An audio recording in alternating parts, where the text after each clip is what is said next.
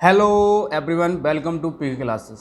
आज इस वीडियो में हम एसएससी सीजीएल 2021 के कुछ टॉपिक ऐसे हैं जो आप लगातार यूट्यूब पर सर्च कर रहे होंगे, उनके बारे में विधिवत बात करेंगे और उनकी पूरी चीज़ का डिटेल निकालेंगे और उस पर कायाकल्प दिखाएंगे उसकी कि कब तक उसका कोई भी संकल्पना हो सकती है, वो कितना वहाँ पे टाइम लगने वाला है। सर्वप्रथम हम टॉपिक बता देता हूँ किस पे आज हम बात करने वाले। अगर आपको रिलेवेंट लगे तब आप इस वीडियो पर रहिएगा, अदरवाइज आप स्किप करके टाइम बर्बाद मत कीजिएगा। सर्वप्रथम बात करेंगे यहाँ पे आपकी टीयर 1 की आंसर की कब तक आएगी। दूसरा, यहाँ पे आपका टीयर 1 का रिजल्ट कब तक आएगा। तीसरा, आपका टीयर 2 में कितना टाइम मिलेगा, यानी कितने कब होने वाला है पेपर। और इसके बाद फाइनल में एक्सपेक्टेड कट ऑफ आपकी टीयर 1 की क्या रहने वाली है टीयर 2 में। और ये भी अटेंडेंस का भी आरटीआई लगाया है, अटेंडेंस का भी कुछ आया नहीं तो अटेंडेंस भी आपको एक वीडियो बता दिया जाएगा। और आप में ये भी बता दिया जाएगा कि कितने कैंडिडेट आसपास आपके सिलेक्ट किए जाएंगे टीयर 2 के।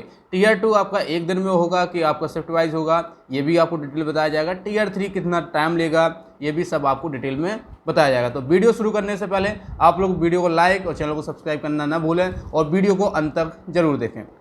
अब सर्वप्रथम हम बात करते हैं एसएससी सीजीएल 2021 की पेपर की। थोड़ा सा हम रिमाइंड पीछे चलते हैं, पीछे बात करते हैं 2020 की। 20 का पेपर आपका जो है पोस्टपोन होकर हुआ था आपका 13 अगस्त से लेके 24 अगस्त के बीच में, और उसकी जो आंसर की आई थी वो 2 सितंबर को आपकी आंसर की रिलीज कर दी गई थी, यानी विद इन 10 डेज आपकी आंसर की रिलीज हो चुकी थी।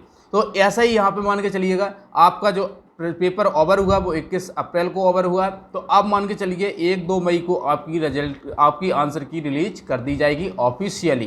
ठीक है, तो आंसर की आपकी आ जाएगी, मान के चलिएगा 1-2 मई के अंदर आपकी 1-2 मई में 10 दिन मान के चलिएगा, तो 1-2 मई के अंदर आपकी आंसर की रिलीज हो जाएगी, ये बात कन्फर्म है। अब दूसरा बात यहाँ पे आती है कि आपका टीयर 1 का रिजल्ट कब तक आएगा। टीयर 1 का रिजल्ट कब तक आएगा, कितना टाइम लगेगा टीयर 1 के रिजल्ट आने।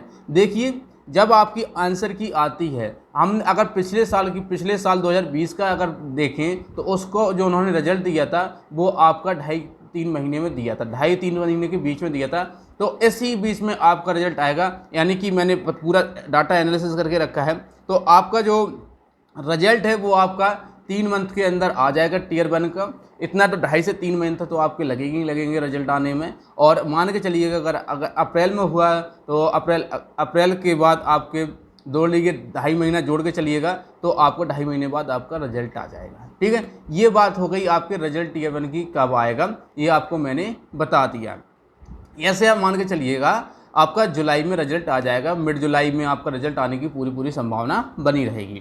अब यहाँ पे हम बात करते हैं कि आपको अब मेंस के लिए कितना टाइम मिलेगा। अगर रिजल्ट आपका मान के चलिए जुलाई के मिड में आ जाता है, 15 से 20 के बीच में डेट के बीच में अगर आपका रिजल्ट आ जाता है, तो फिर आपको कितना टाइम मिलेगा, कितने दिनों को और तैयारी करने का मौका मिलेगा। तो आप मान के चलिए आपको कम से कम उससे 2 महीने, एग्जैक्ट 2 महीने के आसपास मिलेंगे। मेरे हिसाब से इतना ही टाइम बहुत है, इतना ही टाइम मिलता है, 2 महीने आपको एग्जैक्ट मिलेंगे।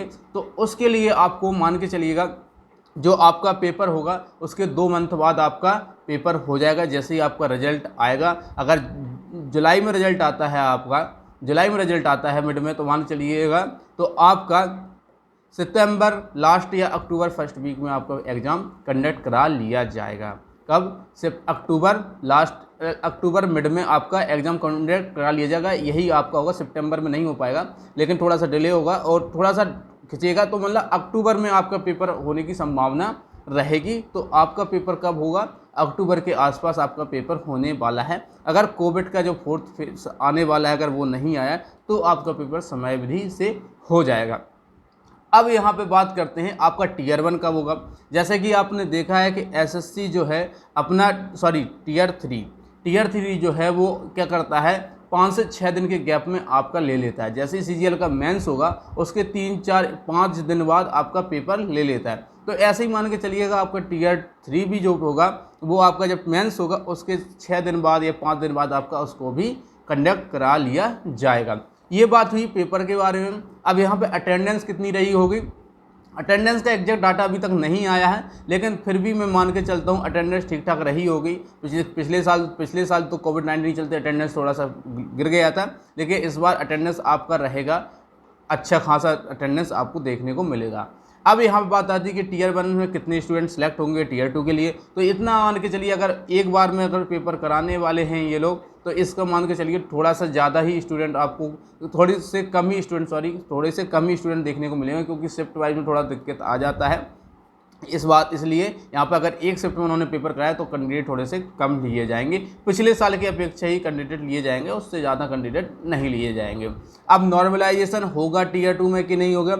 अगर पेपर आपका एक शिफ्ट में होता है तो नॉर्मलाइजेशन के कोई भी चांस नहीं बनते हैं। अगर शिफ्ट वाइज होता है, अगर कुछ दिक्कत आती है, अलग अलग डेट में आपका एग्ज़ाम कराया जाता है, जैसे आपका 19 वाला हुआ था तो 18 नंबर का पेपर आपने देखा होगा, तो इस बेस पे अगर ऐसे पेपर होता है तो उसमें नॉर्मलाइजेशन होता है।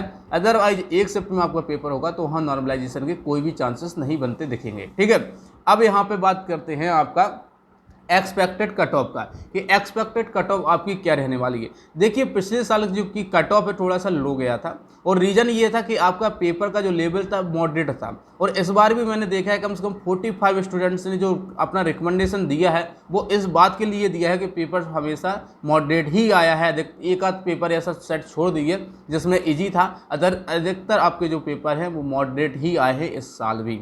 तो यहाँ पर अगर मॉडरेट जो आपको बताया गया है और जो अभी एनालिसिस भी किया था मैंने, तो उसमें भी ये साफ साफ दिख रहा है कि एक रेशियो बन रहा है कि एक मॉडरेट पेपर था, जिसमें मॉडरेट पेपर इसलिए कहा जाए क्योंकि जीएस का अटेम्प्ट है बहुत गिरा हुआ है, बहुत कम जा रहा है, और इसके अलावा मैथ जो है लेंथी आ रही है, कैलकुलेटिव है, आपको क्वेश्चन आते हैं आप खा नहीं पा रहे हैं, मतलब कर नहीं पा रहे हैं। यानी खाने का सेंस या आपके सामने रसगुल्ला है लेकिन गर्म चाशनी में है, फिर भी आप नहीं खा सकते उसको क्योंकि मुंह जल जाएगा। ऐसे ही मैथ का हाल है, एग्जाम के समय टाइम कम है, क्वेश्चन आता है लेकिन आप उसको कर नहीं पा रहे हैं क्योंकि आपके पास टाइम की कमी है। तो ऐसे ही थोड़ा सा कुछ आ रहा है, तो इसलिए क्या हो रहा है, पेपर मॉडरेट हो जा रहा है। अब यहाँ पे एक्सपेक्टेड कट ऑफ, तो आप इस बात को ध्यान रखिएगा, जो पिछले साल की एसएससी की जो ऑफिशियल कट ऑफ है उससे +-3 कर लेना, कट ऑफ वही रहेगी। +-3 कर लेना, ज़्यादा डिफरेंस देखने को नहीं मिलेगा आपको, क्योंकि जिस लेवल पे पेपर आया है उस लेवल से लगता है कि कट ऑफ आपकी एग्जैक्ट तो जाने की संभावना कम है, लेकिन +-3 कर लेना उतनी ही जाएगी। मैंने अपनी अटेम्प्ट बेस पे कट ऑफ बताई थी 144 जनरल का, 132 ओबीसी का, 129 आपका ईडब्ल्यूएस का, ऐसे कुछ कट ऑफ बताया था, मुझे यही सब याद है। तो इसमें मैंने ये बोला था, आप लोगों ने शायद सही से वीडियो सुनते नहीं, आप केवल देखते हैं कि कहाँ किसने क्या लिखा है, बस उसको देख कर स्किप करके निकल जाते हैं। मैंने उसमें ये बोला था वो अटेम्प्ट बेस पे है, इसमें मार्जिनल जो एरर रहता है वो 10% तक रहता है। तो अटेम्प्ट बेस में हमेशा ये लगता है कि हमारे इतने अटेम्प्ट है इतने सही होंगे, लेकिन उसमें जब एग्जैक्ट रेशियो निकल के आता है तो कम से कम उसमें 10% का डाउनफॉल देखने को मिलता है। तो मैंने कहा था 144 कट ऑफ, आप इसमें 10% नहीं 8% भी आप कम करेंगे तो आपका कट ऑफ वहीं जाके लाइक करेगा जहां पर एसएससी सीजीएल का कट ऑफ आने वाला है। तो वो अटेम्प्ट बेस पे था। जब इसमें आंसर की आ जाएगी, आंसर की के बाद जब हम कट ऑफ एनालिसिस करेंगे तो उसमें आप देखेंगे कि कट ऑफ लगभग वही जाएगी, थोड़ा बहुत तो अंतर आ ही जाता है लेकिन आपकी कट ऑफ वही जाएगी।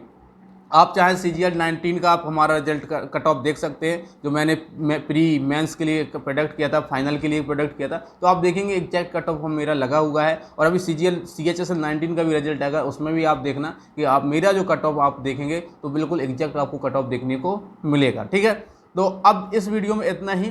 मेरी एक वीडियो आ रही है स्ट्रेटजी प्लान के बारे में कि आपको कैसे पढ़ना चाहिए, कितने आवर्स पढ़ना चाहिए, क्या क्या पढ़ना चाहिए, कहाँ कौन सी बुक आपको प्रेफर करना चाहिए। पूरा वीडियो आप शूट हो चुका है, केवल उसको अपलोड करना है, थोड़ा सा उसमें एडिटिंग बाकी है। वो करने के बाद आपको वो कल आपको शाम को मिल जाएगा।